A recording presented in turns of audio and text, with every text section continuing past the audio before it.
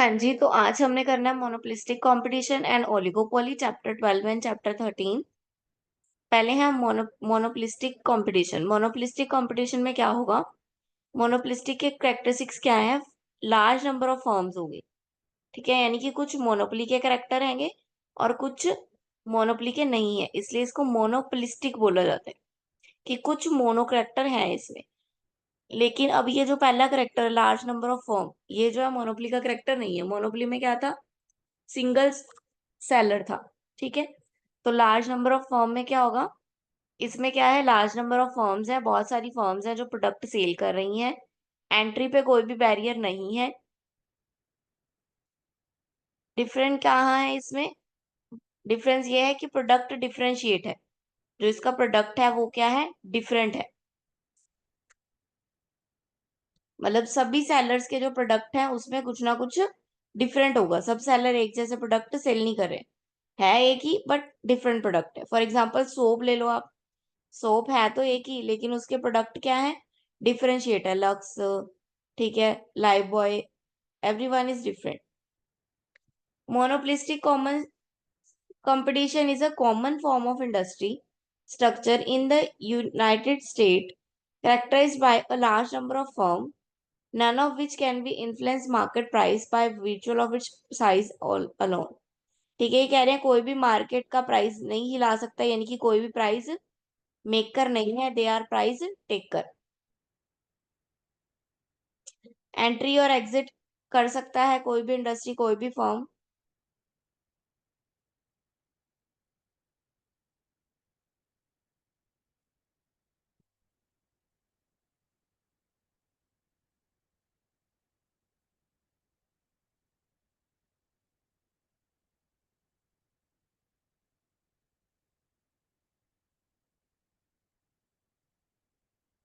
ये डिमांड कब है? परफेक्ट कंपटीशन की। परफेक्ट में क्या है? डिमांड एक जैसी चलती है।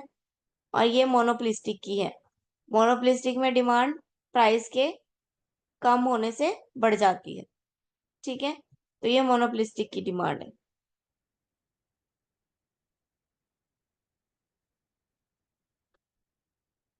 मोनोपोलिस्टिक में भी एम सी और एम आर, मार्जिनल रिवेन्यू और मार्जिनल कॉस्ट, जहां पे कट होते हैं उससे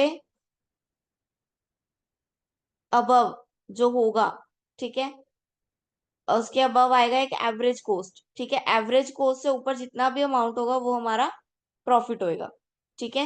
एवरेज से ऊपर जितना भी अमाउंट होगा वो हमारा प्रॉफिट होएगा। और अगर डिमांड से भी ऊपर एक्सीड कर जाते हैं तो क्या हो जाता है? लॉस। है डायग्राम सेम वैसे ही जैसे पिछली बार उसके थे, ठीक है। अब ये देखो, डिमांड से एक्सीड कर दिया तो डिमांड से एक्सीड करने पे क्या हुआ है? लॉस हुआ।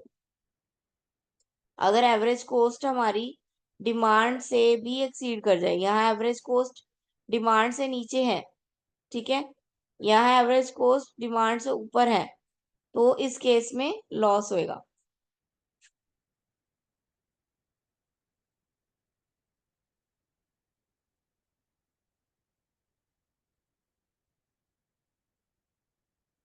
और जो प्राइस डिसाइड होगा वो मार्जिनल कॉस्ट से ऊपर ही डिसाइड होगा, ठीक है। मार्जिनल कॉस्ट से ऊपर ही प्राइस डिसाइड होगा।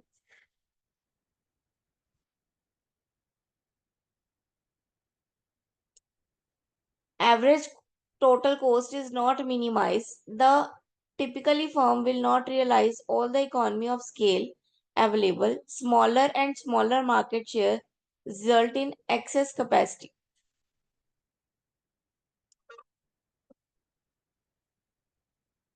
एवरेज टोटल कॉस्ट की बात कर रहे हैं। ये मार्जिनल कॉस्ट को कट करती है, जहां पर उससे नीचे इसका ये वाला जो पार्ट है वो क्या है? ये ओके है। इससे इधर को जाता है तो ये मार्केट को नुकसान पहुंचा सकते हैं। Now oligopoly. ओलिगोपोली क्या है? एक सर इंडस्ट्रियल मेरे को स्ट्रक्चर है। किसी की भी समझ आ रही। हम्म।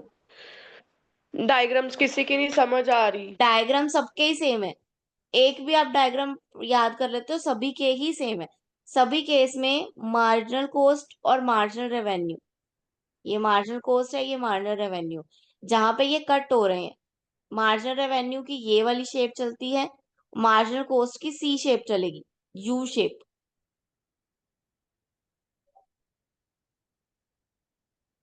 ठीक है।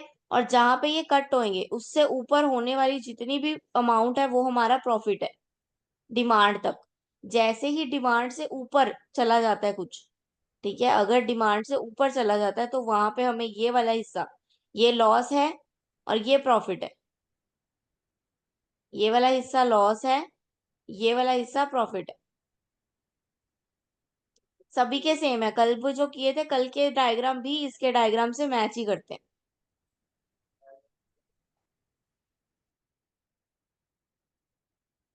ये तो आपको जरूरत ही एक डायग्राम याद करना है आपको। देखो सारे डायग्राम सेम बने हुए हैं, देखो ये भी, देखो ये भी ऐसे ही जा रहा है, ये भी ऐसे ही जा रहा है।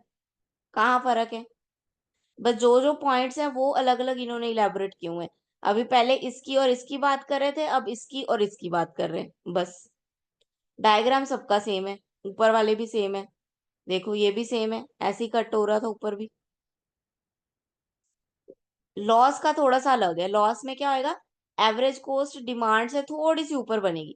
यहाँ डिमांड को कट कर रही है ना एवरेज कॉस्ट, यहाँ पे डिमांड से थोड़ी सी ऊपर बनेगी क्योंकि हमें लॉस शो करना है। डिमांड से ऊपर लॉस होएगा और डिमांड से नीचे प्रॉफिट होएगा। ये देखिए डिमांड से नीचे प्रॉफिट, ये प्रॉफिट वाला केस है। अब ये यहाँ से ऊपर चला जाएगा तो ये लॉस वाला केस हो जाएगा। ये देखो, इसमें सिर्फ एवरेज कर्व ही लिया, बाकी सब सेम है वैसे का वैसे। डिमांड भी, मार्जिनल रेवेन्यू भी, मार्जिनल कॉस्ट भी, तीनों सेम है वैसे की वैसे। सिर्फ एवरेज ही लिए, पहले एवरेज यहाँ पे कट कर रही थी, अब एवरेज यहाँ से थोड़ी सी ऊपर चली गई क्योंकि यहाँ पे हमें लॉस शो करना था। क्लियर हुआ? ये बेटा आप खुद बना के देखोगे जब हाथ से, तब आपको ज्यादा क्लियर होंगे। बनाओ आप साथ साथ में डायग्राम, ये वाला डायग्राम बनाओ। बनाओ, मार्जिनल कॉस्ट लगाओ। मार्जिनल रेवेन्यू क्या है, एक पॉइंट पे आके नेगेटिव चला जाता है, तो एक point maximum point that is zero, zero पे आके उसने नेगेटिव चला जाना है। बनाओ ये डायग्राम।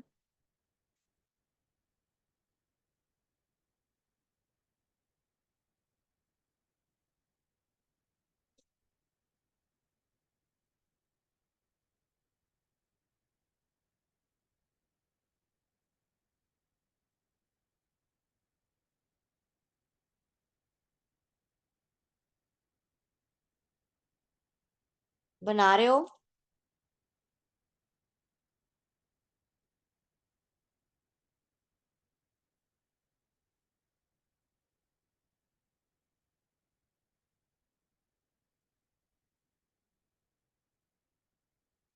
मार्केट के, तीनों मार्केट के डायग्राम सेम है।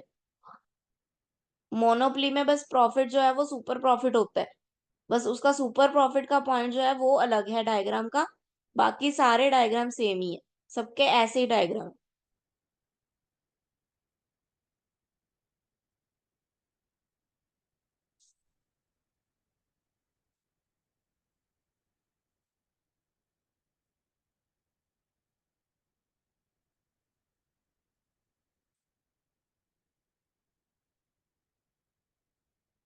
हाँ जी, चलें आगे।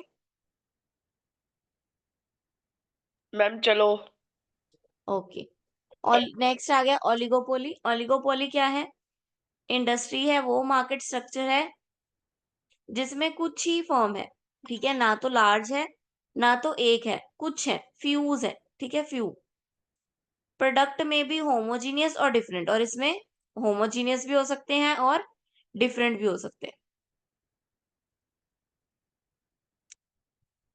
ठीक है। और इसमें एक फर्म की बिहेवियर दूसरे फर्म पर बहुत बड़ा इम्पैक्ट डालते हैं, ठीक है। फॉर एग्जाम्पल दो कॉम्पिटिटर्स हैं, एक ने अगर, जैसे रिलायंस ही ले लो, ठीक है, जियो है और बीएसएनएल या कोई वोडाफोन या आइडिया जो भी है आप यही ले लो, ठीक है। अब जैसे टेलीकॉम है, इसमें यही तीन चार इंडस्ट्रीज ही है ना बस। तो ये कौन सी मार्केट है, ये ओलिगोपोली मार्केट है, ठीक है, जिसमें फ्यूज इंडस्ट्रीज है। टाटा, जैसे लाइंस ठीक है, BSNL, आइडिया, वोडा, ये 3-4 कंपनियां ही हैं बस सिम वाली। तो इनकी कौन सी मार्केट हुई? इनकी ओलिगोपोली मार्केट हुई, कि फ्यू इंडस्ट्रीज है, और एक का भी प्राइस जो कम होता है, या एक ने भी कोई नई स्कीम निकाल दी, तो बाकी सब पे क्या करता है, इसका इम्पैक्ट पड़ता है। लोग शिफ्ट हो जाते हैं ना, पोर्ट करवा लेते हैं नंबर, अगर किसी और कंपनी ने अच्छी स्कीम दे दी तो वो ओलिगोपोली मार्केट है।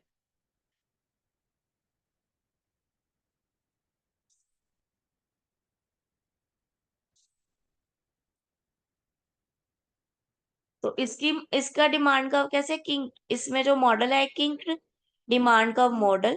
किंग क्या बोलते हैं? एक टक्कर लगना, जैसे किंग आना, जैसे हम बोलते हैं ना डेंट पड़ जाना। डेंट क्या होता है? एकदम से कुछ किंक आ गया है ना, तो ये वो किंक है। ये यहाँ से यहाँ, ये जो है ये किंक है, वो ये वाला D1, that is the kink, kink point. Kink point से वो डिक्लाइन करनी शुरू हो।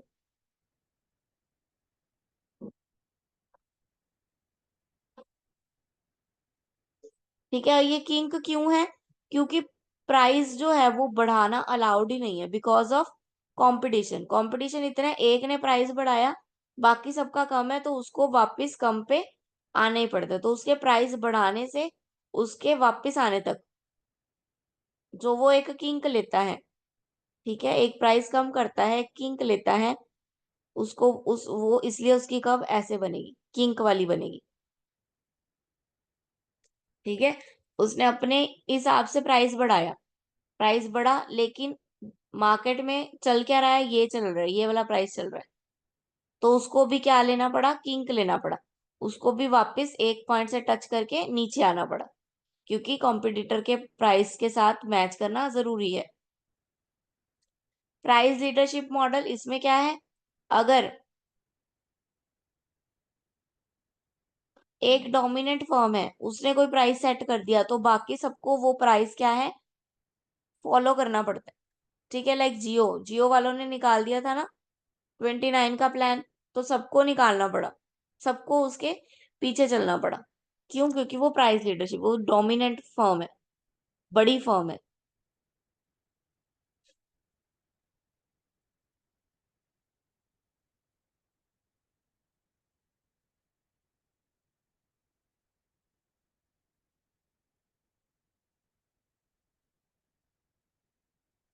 ठीक है, ये रहा वही वाली डायग्राम। यहाँ पे थोड़ा डिफिकल्ट वे से दिया हुआ है, इसीलिए मैंने आपको यहाँ पे समझाया है। यहाँ पे देखो क्लैरिटी आ रही है थोड़ी, किंग डिमांड कर्व की, ये देखो, ये मोर इजी है, ये वाला थोड़ा डिफिकल्ट है दोनों सेम ही, लेकिन दिखने में थोड़ा, कलर की वजह से ये थोड़ा अजीब लग रहा है समझने में, और ये इजी लग रहा है, इसीलिए यहाँ से पढ़ा रहे हैं। ठीक है, इसमें जो मेन पॉइंट है वो ये किंक है, ये किंक, ये यहाँ पे। ठीक है, मार्जिनल कॉस्ट फिर वैसे की वैसी चलेगी, डिमांड को कट करती हुई। मार्जिन रेवेन्यू भी वैसे ही चलेगा। यहाँ पे दो तरह अलग अलग दिखाया है मार्जिन रेवेन्यू, यहाँ पे और यहाँ पे। क्यों? क्योंकि यहाँ पे किंक आ गया, किंक की वजह से ये स्ट्रेट लाइन नहीं बन सकती, कट ही नहीं हो सकता। इसमें भी किंक आएगा, इसमें भी ये किंक आया है।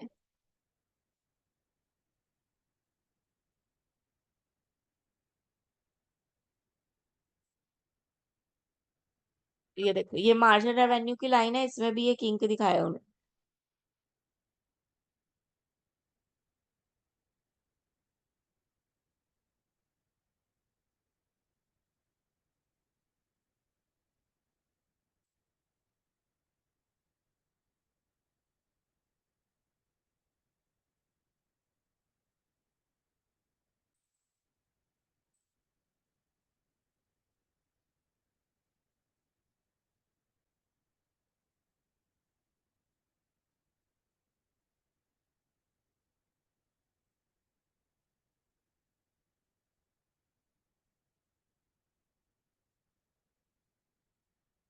ठीक है, ये हमने पढ़ लिया price leadership by dominant firm.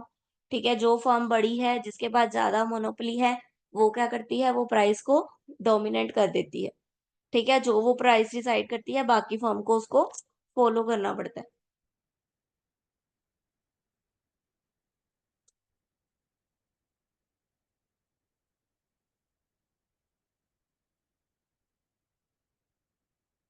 Understand?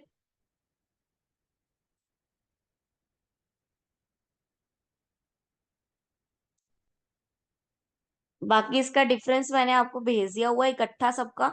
उसी डिफरेंस को आप उसी डिफरेंस को आप अपने वर्ड्स में लिख के पैरा में भी लिख सकते हो। उसी डिफरेंस को पहले पैरा में लिख दो, देन उसी डिफरेंस को डिफरेंट फॉर्म में लिख दो, डिफरेंस की तरह शो कर दो। ऑलिगोपोली पूरा का पूरा वहीं से क्लियर हो जाएगा डिफरेंस, कि इसमें क्या क्या होता है।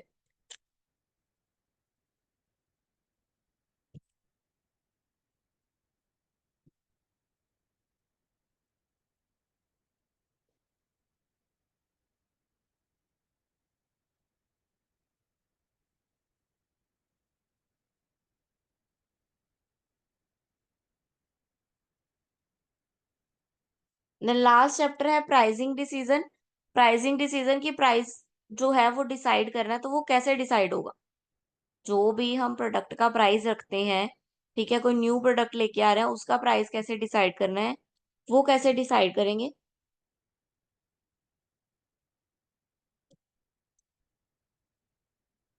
ठीक है, तो सबसे पहले cost based pricing.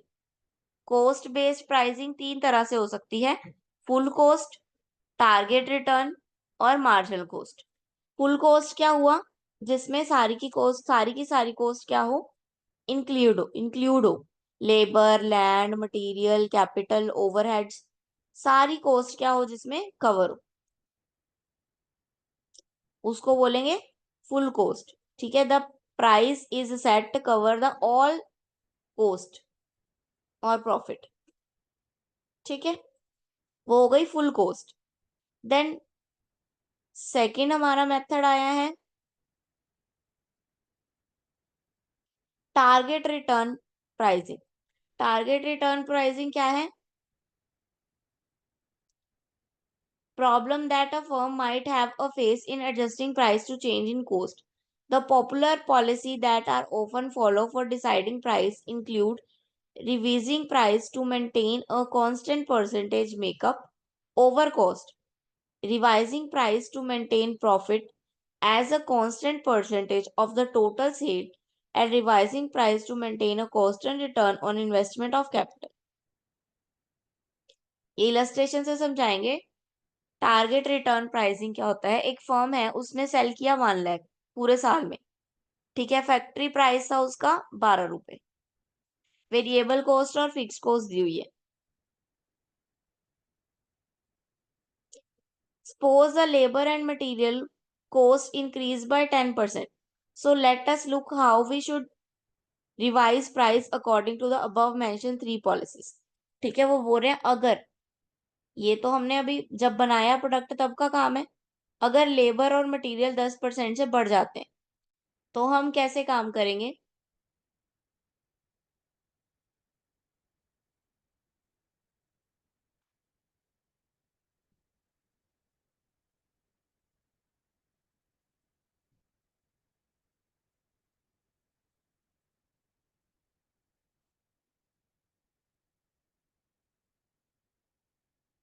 The above data reveal that costs are 10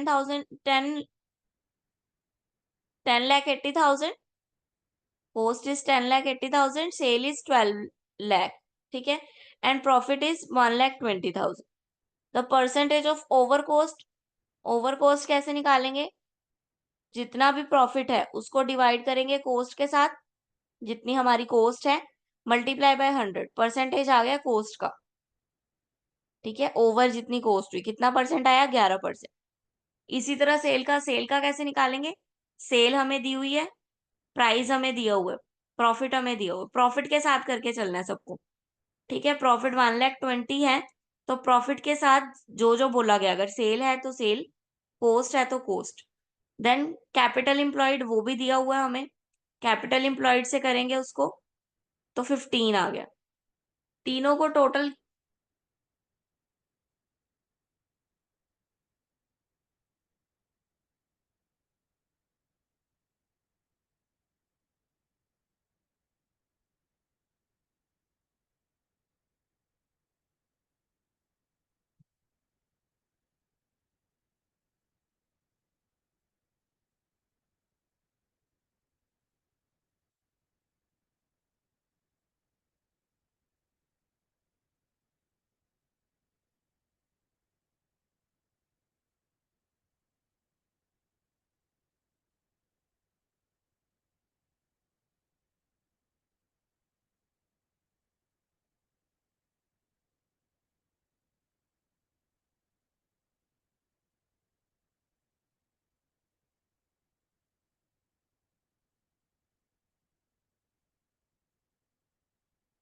एक minute.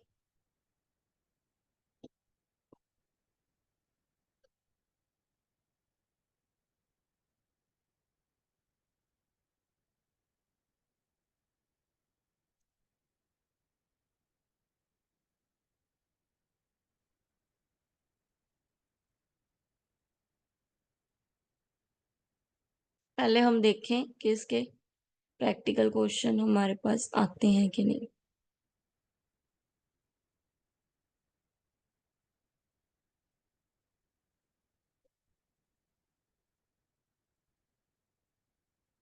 Pricing in real world is different from the economy price that we study justify. इसमें सारे प्रैक्टिकल ही हैं। ओ सॉरी, प्रैक्टिकल नहीं है, सारा थ्योरी थ्योरेटिकल ही है इसका। ठीक है, ये जो है ये क्वेश्चन इन्होंने समझाया बड़ा टिपिकल तरीके से हुआ है, इसीलिए क्लियर नहीं हो रहा। अदरवाइज जो अगर सिंपल देखा जाए तो इसमें क्या बोला गया है, टारगेट रिटर्न प्राइसिंग, यानी कि हमने टारगेट जो रिटर्न आने वाला है उसके अकॉर्डिंग परसेंटेज निकाल के जितना जितना बोला गया, मटेरियल जितना बोला गया है उस पे पहले 12 रुपीज था, लेकिन बोल रहे अब 10% बढ़ गया। तो जिस जिस पे 10% इंक्रीज हुआ है वो 10% एड ऑन करके इसके प्राइस में वो एड ऑन कर देना। 10% से बड़ा है ना लेबर एंड मटेरियल, तो लेबर और मटेरियल में 10% ऐड करके, यानी कि इन दोनों का 10% इसके अमाउंट में ऐड कर देना। वही किया इन्होंने। यहां तक तो हमने पढ़ लिया कि हमने परसेंटेज निकाला। अब किस में ऐड हुआ है 10%? लेबर और मटेरियल में। तो लेबर कितना हमारा 42, 4,20,000, इसका 10% कितना हुआ? मैम ये चैप्टर इम्पोर्टेंट है या नहीं? चैप्टर आपके लिए इंपॉर्टेंट है इसका theoretical portion, practical portion important नहीं है इसका। प्रैक्टिकल नहीं आएगा इसका, इसका थ्योरेटिकल फॉर्म ही आएगा। सिंपल फॉर्म में समझा देती हूँ, एक मिनट। सिंपल फॉर्म में समझा देती हूँ। एक फर्म है, 10,000 के उसके प्रोडक्ट है, ठीक है। ये उसकी अलग अलग तरह की कॉस्ट लग रही है, उसको प्राइस डिसाइड करना है। बोल रहे हैं कि इंक्रीज हो गया 10%, किसी भी चीज में 10% इंक्रीज हो गया, तो वो प्राइस में इंक्रीज करेगा 10% के नहीं करेगा? करेगा मैम। करेगा। तो इन शॉर्ट हमने भी क्या करना है, जिस दो चीजों में इंक्रीज हुआ है उसका 10% ऐड कर देना है कॉस्ट में, बस। लाइक 3,60,000 का 10% 36,000, और 4,20,000 का 10% 42,000, है ना। 36,000 प्लस 42,000, इन दोनों को हमने अपने प्राइसिंग में ऐड कर देना है, बस। यही किया इन्होंने।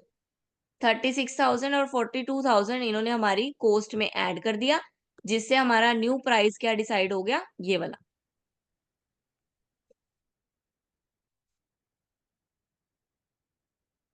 Then marginal cost pricing. Marginal cost pricing क्या होता है, एक यूनिट को बढ़ाने से जो भी प्राइस बढ़ रहा है उसको ऐड ऑन करते जाना। ठीक है, एडिशनल जितना भी प्राइस बढ़ रहा है टोटल कॉस्ट में due to the extra one product, उसको हम ऐड करते जाएंगे, उसी को हम बोलेंगे मार्जिनल कॉस्ट प्राइसिंग।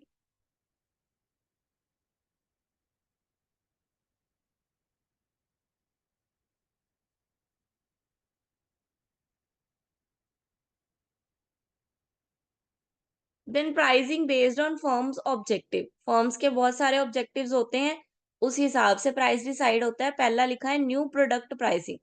जब भी कोई न्यू प्रोडक्ट लेके आते हैं तो उसका प्राइस डिसाइड करना बहुत ही मुश्किल होता है। ठीक है, जब न्यू प्रोडक्ट आया है तो उसका प्राइस जो है वो हम सभी चीजों को ध्यान में रखते हुए करते हैं। गवर्नमेंट को, ठीक है, हमारे इन्वायरमेंट को, हमारे मार्केट को, हमारे कस्टमर्स को, कि वो हमारे प्राइस को लेने के लिए लाइबल हैं या नहीं। तो हम अलग अलग तरह के कैंपेन चलाते हैं, ठीक है।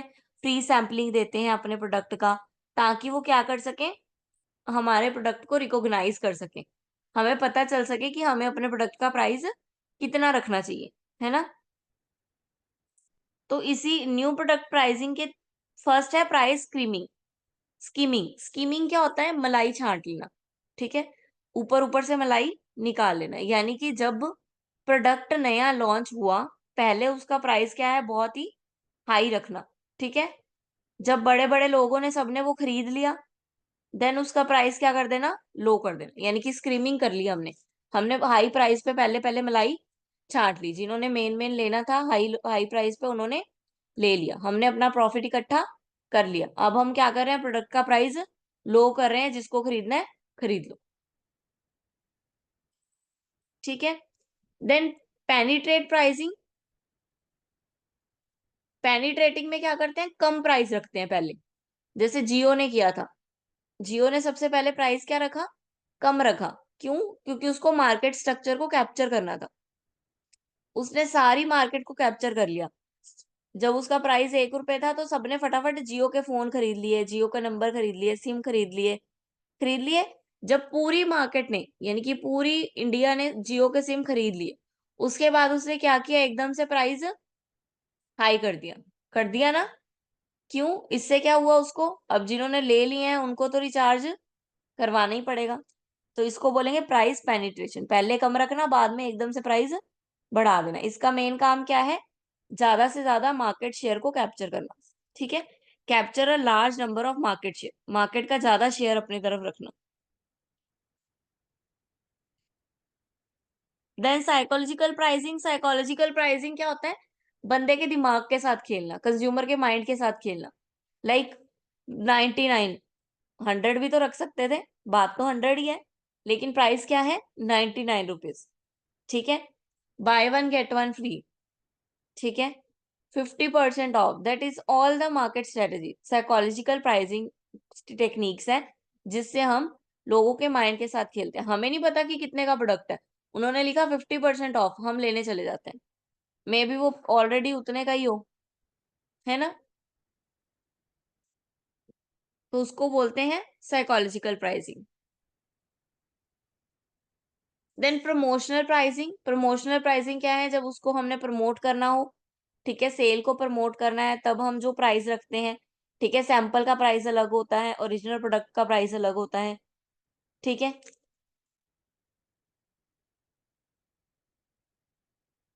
देखो, regular price is this but now reduce to 299। क्यों रिड्यूस हुआ है, कोई भी सेल लग गई, ठीक है।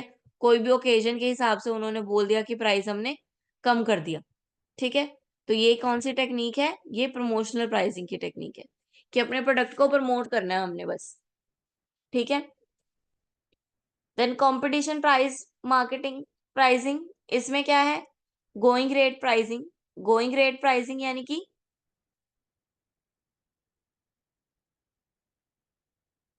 जर्नल प्राइस रखा है, ऑन गोइंग, की चलता रहे बस, हमारा प्रोडक्ट बस बिकता रहना चाहिए, ऑन गोइंग रहना चाहिए।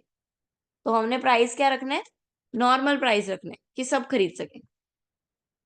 कस्टमरी प्राइस यानी कि कोई फिक्स्ड प्राइस नहीं है, कस्टमर को देख के, कस्टमर की प्रेफरेंस को देख के। अब पता है ना आपको, कस्टमाइज प्रोडक्ट आ रहे हैं, वही वो कस्टमाइज जो प्रोडक्ट है, उसी को, उसका जो प्राइस भी होगा वो भी क्या होगा, कस्टमरी प्राइस होगा। जो कस्टमरी अपने प्रोडक्ट में चेंज करवाना चाहेगा, उसके अकॉर्डिंग उसका प्राइस डिसाइड होगा।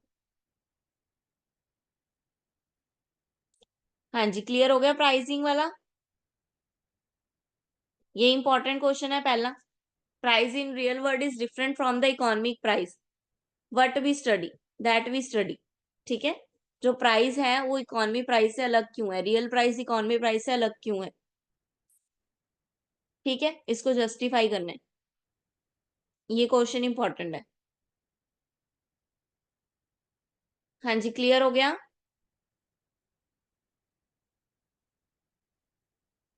Yes ma'am.